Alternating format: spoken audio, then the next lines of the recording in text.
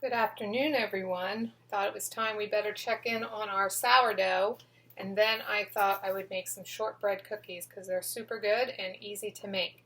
So, sourdough, I fed and shrunk all weekend, and this is what I did this morning. So this morning, this is where it started. It has more than doubled in size, and now we're going to do a simple test to see if maybe this is ready to start using for actual bread. And the way to do that is you just basically need some water that's at room temperature, which this is, and then you take a little bit of your sourdough and you want it to be at its peak of power there, which it is when it's doubled in size. And we basically are going to just dump it in the water, and you see how it floated immediately? That tells us this is probably nearly ready to be used as a actual yeast to be able to bring that bread right up just like our baker's yeast does. So basically tomorrow we're going to do the second test. So that's our first test, okay? It floated, which means that yeast has added enough bubbles and enough air to it. It's going to be able to force the dough and the bread that we want to make, into bread up and to rise. Tomorrow what we're going to do is we're going to feed this, because obviously this is not enough for me to make a loaf of bread. So we're going to feed this a lot of food, and then we have to watch it. So for 6 to 8 hours, if at 6 to 8 hours of time it has doubled, then we know it really seriously is ready and we can try making some bread with it. So this is just going to sit here till tomorrow, and tomorrow I'm going to feed it but I'm going to feed it a lot of food. So I'm going to do it like 3 to 1. So for the 50 grams that I'm going to use as my starter, I'm going to add 150 grams worth of water and flour. So I'm going to triple what we're giving it to see if it can feed on that and get it to grow in the right amount of time. And if it does that, then we know it definitely is ready. So that is good. I am happy that floated so quickly. There was like no waiting in that at all. So we're going to make some shortbread cookies. And shortbread cookies are really simple because all they are flour, butter, and sugar. And then you add some sort of flavoring. So we're going to make shortbread thumbprint cookies, which means I'm going to put something in the center of the cookie before I bake it. And a lot of times you put jam. Most people put jam. But I have some crabapple butter that I made, and so I need to use it. So that's what we're going to put in it. So sometimes I'll do like a strawberry jam or a raspberry jam, and then I'll use almond, because almond's a great addition to that, or lemon, because that's a great addition as well. But this time we're going to use the crabapple jelly, or crabapple jam, and then I'm going to put cinnamon. Cinnamon's going to be my additional flavor because apple and cinnamon go perfect together. So we start with 1 cup of butter, and I'm going to beat it, and then I'll come back and we'll add the sugar and the flour till we get our dough, and then we'll show you how to make these thumbprint shortbread cookies. So I have whipped the butter just so it starts to whip together. See that? I'm going to scrape down, and we're going to whip in the sugar. Get that all blended together. So we're going to add 2/3 a cup of sugar. And we're going to mix it all together. So it really can get whipped into place. Mixed all in really well. The last thing you want is a blob of just plain butter or a wad of sugar.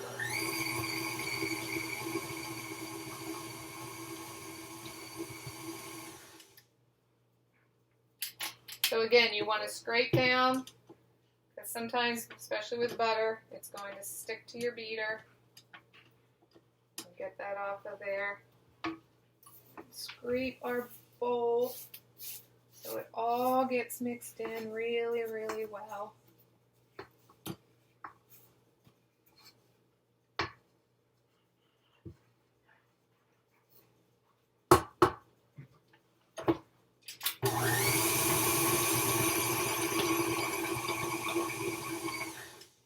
So if I was going to use like a raspberry jam or strawberry jam, I would add some almond extract or some lemon. But since I'm doing crabapple, I'm going to add some cinnamon. So I'm just going to put that in there like that and want to mix it together. And then all that's left is the flour.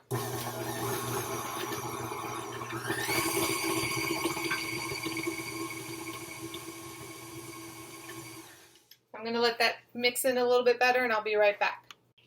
Okay, so we have the cinnamon and the butter and sugar all mixed in.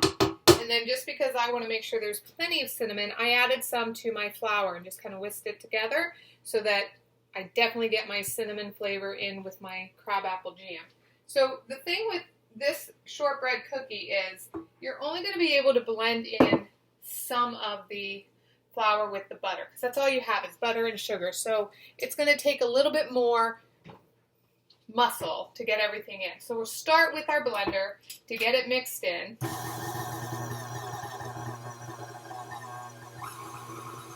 I started slow. I didn't want a big poof in my face. And then I'm going to add some more. Because eventually I'm going to have to use my wooden spoon in which to get it all mixed in.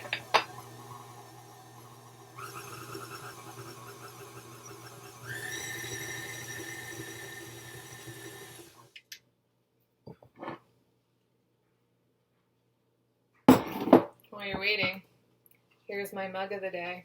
Isn't this cool?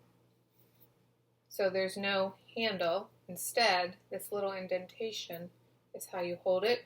Or if your hands are cold, you can hold it like this and it warms up your hand. But you can't do it when it's super hot because obviously this will hurt. So that's why you get to do it this way. I like this mug.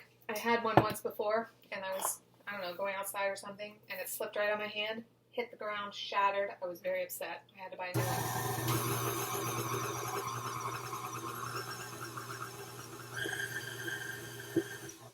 Okay, so we've reached a point where it's not mixing in using the beater.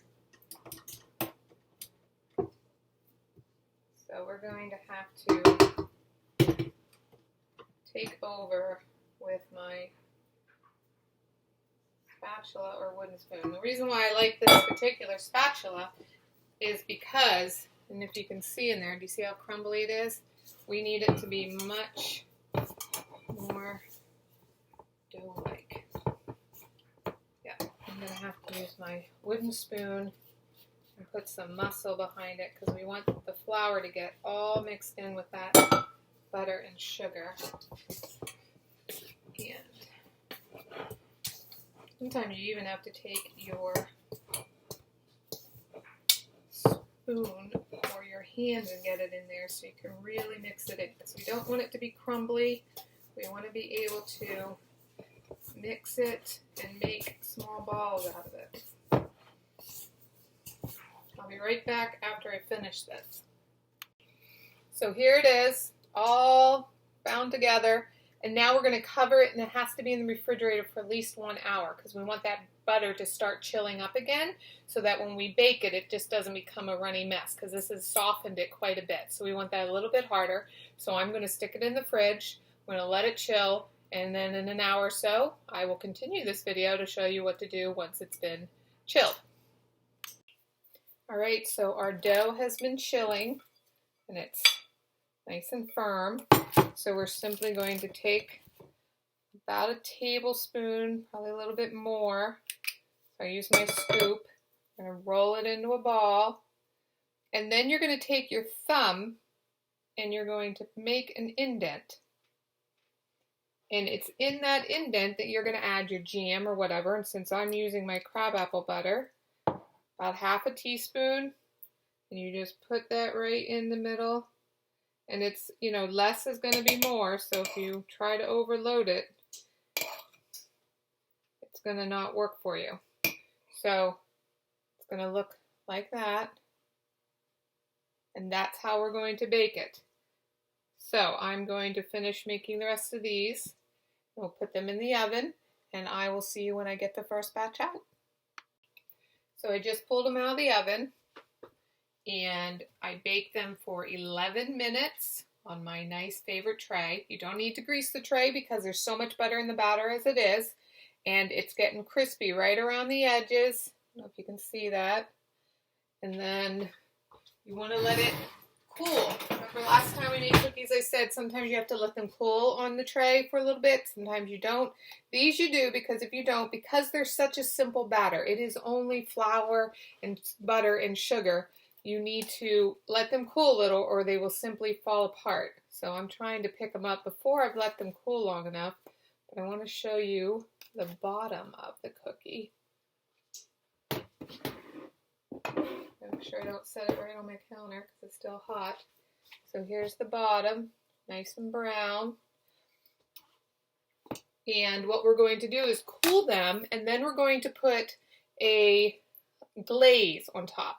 And a glaze is simply confectionery sugar, and we're going to use some cinnamon extract. And if I don't think it's cinnamony enough, I'm going to add some actual cinnamon. So you put the extract in, and you're going to need to put water in it as well. So you just add a little bit of water at a time until you get a glaze. And a glaze just means it's going to be this confectionery sugar and water, and it's going to be able to pour. So this is going to be able to just drizzle over the cookies once they've cooled a little. And because I want to make sure it actually has a cinnamon taste, you have to taste sometimes.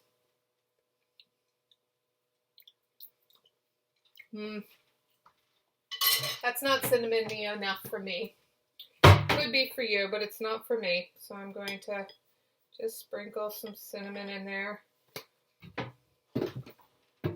and stir it in. And then I'm going to have to taste again. Of course, I love cinnamon, so if you don't like cinnamon, don't use it. If you're going to use more of a fruit jam, you can use lemon with blueberry or raspberry or almond or coconut. Any of those would make a great combination.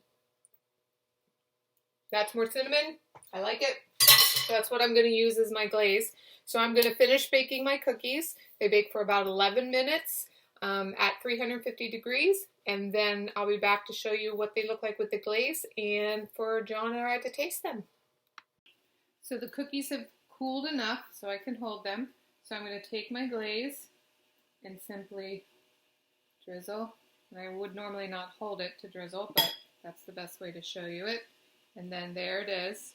And John and I have decided that we are the only two people that are going to come out of this self-quarantine bigger than when we went in, because we're going to be eating our cookies, or my cookies. So, tasting. Oh, I do love shortbread cookies. The crust is nice and crispy, soft in the middle.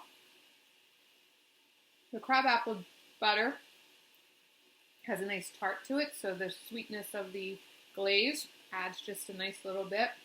So it's actually very good. John might have to fight me for these. I hope you guys enjoyed them. Smell good too. And I will talk to you soon. We're going to see about getting that sourdough strong enough to make some bread.